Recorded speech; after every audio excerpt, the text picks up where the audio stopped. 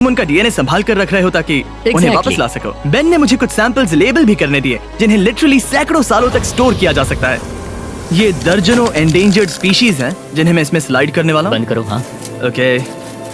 और ये यहाँ सालों तक पड़े रह सकते हैं, दशकों तक। हाँ, अगर इनमें से कोई स्पीशीज एक्सटिंक्ट हो जाए तो तुम इनका ब्लड और टिश्यू लेकर उन्हें रीएनिमेट और क्लोन कर सकते हैं। हाँ। ज्यादा लोग इसके बारे में जानते क्यों नहीं है? ये क्रेजी है। और जाने से पहले मेरे पास इनके लिए एक छोटा सा सरप्राइज था। एक फेवर मांग सकता हूँ? मांगो। तरीक मुझे दो। हाँ। ये मीट से बनाए केक हैं जिन्हें तुम एक्सटिंक्शन से वापस लाए हो। पता है तुम्हारे डायरवुल्व्स क्लासिफाइड हैं, लेकिन अगर मैं तुम्हें ये दे दूं तो क्या तुम ये मीट केक उन डायरवुल्व्स को देकर फिल्म करोगे? हाँ जरूर करूंगा।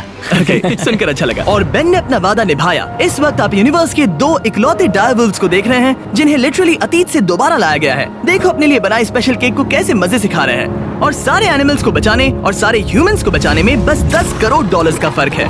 इसके बायोस्फीयर तक ले आता है, जो लिटरली इस बात का ब्लूप्रिंट है कि दूसरे प्लैनेट्स पर ह्यूमन लाइफ कैसी होगी। चलो आज के लिए मार्शियंस बनते हैं बॉयज। Let's go. क्योंकि यही बायोस्फीयर हमारा मार्स पर फ्यूचर होम हो सकता है और वहाँ सर्वाइव करने के लिए इसे अपना ऑक्सीजन, पानी और सेल्फ सस्टेनिंग फूड सोर्स खुद प्रोड्यूस करना होगा। अब हम बायोस्फीयर के अंदर सील हो चुके हैं, यानी अब हम ये सूट्स उतार सकते हैं। बस मेरी नाक संभालना। ओके। तुम ठीक हो? यस। ओके।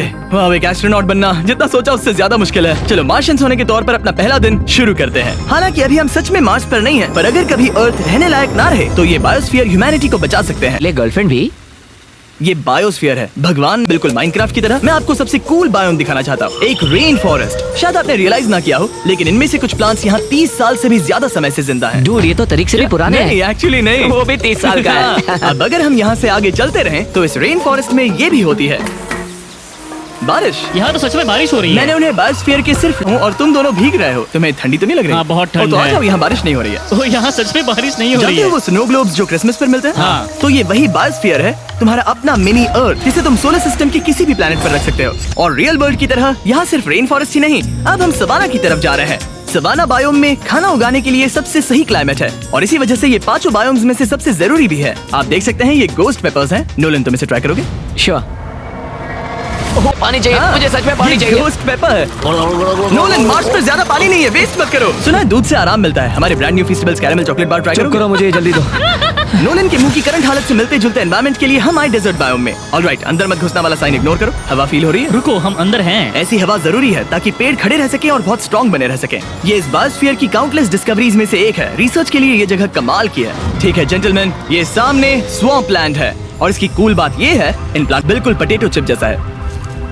ये क्रेजी है ना? ये क्रंची है। सॉल्टी भी? हाँ, मार्स पर अगर तुम खाना उबाल रहे हो तो बस इसे उसमें डालो और खाना नमकीन हो जाएगा। क्या ये ऑसम और है। इसी के साथ हम अपने फाइनल बायोम पर पहुंच गए, ओशन। वाह, जरा ये देखो, तो बहुत सारा पानी है। यहाँ तो बीच बायो, हमारे पास यहाँ पूरी जिंदगी सर्वाइव करने के लिए सब कुछ है।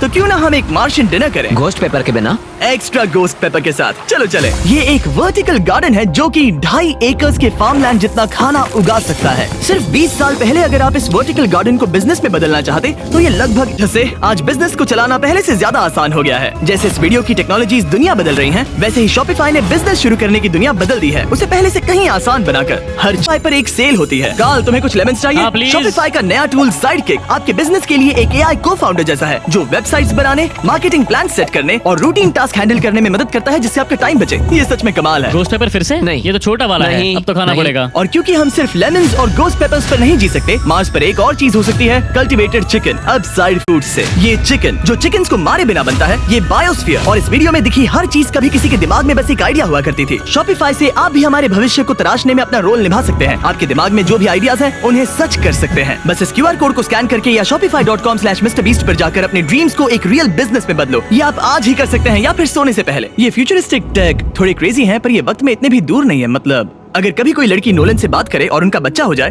तो हो सकता है कि शायद वो बच्चा एक दिन मार्स पर बड़ा हो। इस वीडियो में दिखाई गई हर चीज मुमकिन है। तुम्हारा बच्चा होगा, बस वो पार्ट को छोड़कर। ये सारी चीजें जादू से तो मार्स पर टेलीपोर्ट नहीं होने वाली। इन्हें वहाँ तक ले जाने के लिए रॉकेट शिप की जरूरत है और अभी के लिए वो रॉकेट शिप है स्टारशिप, एक $100 करोड़ का फ्यूचरिस्टिक टेक जिसे स्पेसएक्स ने पॉसिबल बनाया, जिन्होंने हमें यहाँ इन्वाइट किया ताकि हम उनके प्लान्स देख सके मार्स पर हजारों स्टारशिप्स लॉन्च करने के, जिससे ह्यूमैनिटी एक मल्टी प्लैनेटरी स्पीशीज बन जाएगी। स्टारशिप यही बनी है दुनिया की सबसे बड़ी बिल्डिंग्स में से एक के अंदर। साइड से रॉ मटेरियल्स अंदर आते हैं और दूसरी साइड से रॉकेट शिप्स बाहर निकलते हैं। मतलब वैसे हाँ, मतलब यहाँ हर तरफ रॉकेट शिप के पार्ट्स पड़े हैं। और अब स्टारशिप के वाइस प्रेसिडेंट हमें दिखाने वाले हैं कि यहाँ डेवलप हो रही टेक्नोलॉजी ह्यूमैनिटी के फ्यूचर को कैसे डिफाइन करेगी। ये स्टारशिप के अंदर का हिस्सा है। Wow! कुछ ही सालों बाद मार्स हम पर। मार्स के टिकट्स खरीद सकते हैं। हाँ, बाद में बात करते हैं। चलेगा। और आप एक टाइम पर हजारों स्टारशिप्स भेजना चाहते हैं हजारों स्टारशिप और हर स्टारशिप में 100 लोग आ सकते हैं। हाँ। Oh my gosh bro, future तो क्रेजी है। मैं बहुत एक्साइटेड हूँ। जब मुझे ह्यूमैनिटी की अब तक की सबसे कूल चीज दिखाई जा रही थी, तब मैं कुछ मुश्किल सवाल पूछना चाह रहा था। क्या आइडेंटिफाइड ऑब्जेक्ट एनकाउंटर किया है? अब तक तो नहीं, इतना ही हम बता सकते हैं। अगर मैं यही ऑफ कैमरा पूछूं तो क्या जवाब अलग होगा? नहीं।